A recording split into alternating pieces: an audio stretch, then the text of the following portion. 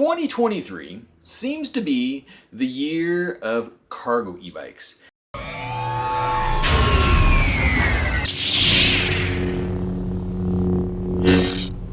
And for the past month, I've been trekking around on one of two new cargo e-bikes from Velotric.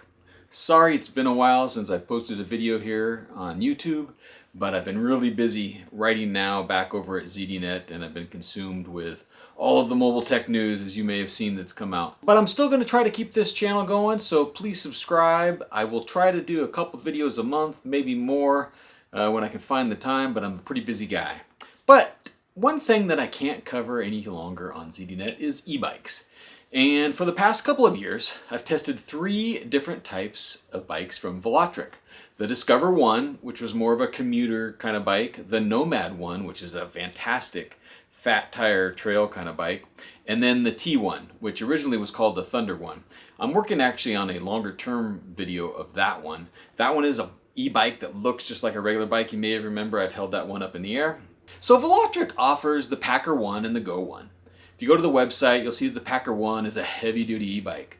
Well, the Go 1 is more of a daily utility bike, and it comes with a $200 price difference. The Go 1 is smaller size and has a smaller cargo capacity. So the website says that the Velotric Go 1 fits people from 5 feet to 6.5 feet tall. I'm personally 6 foot 1 inches, and I find the Go 1 to be a bit small for me. I've got the seat almost extended almost all the way up, but the handlebars don't adjust, although they are very comfortable. They are down a little bit lower. It does have a full lower center of gravity on the bike, which is nice for the cargo and things like that. But my knees, even though they have that seat extended, they still feel like they're getting a little close to the handlebars and such. So it does say 5 feet to 6.5. If you're on the taller side, it may be too small of a bike. You might want to look at the Packer 1 instead. The bike has 20-inch by 3-inch puncture-resistant tires, 500-watt motor, rear hub motor with a 900-watt peak rating on that. It does go 20 miles per hour, and if you can actually unlock it to go 25 miles per hour. One thing I always find with these Velotrics is they're very fast, right? They're excellent for getting off the stop line. They've got the throttle mode with left thumb throttle, and there's 5 pedal assist levels on there as well. I've always found these Velotric bikes, except for the T1 of course, that doesn't have a throttle, but all the ones with throttles are very powerful, and that torque will get you right off the line. It does have a 55-mile range, which is fairly typical for these Velotric bikes. I would guess with my size and weight and most of the places where I go, I'm generally getting 40 to 50 miles range out of that. One thing that's kind of new that we've seen on the T1 and some of the newer bikes from Velotric is the Apple Find My support. So if you've got an iPhone, you can pair it with the bike, and then you can be able to track that bike's location, right? As you can see on the website in the pictures and the videos that I've got, it does have a small integrated rack. That does have a 120-pound rear rack capacity. The whole bike as a whole has a 440-pound capacity, which is a lot. I mean, I'm 250, so I can fit quite a bit more weight on that bike, more than I could probably think that would actually fit on the bike.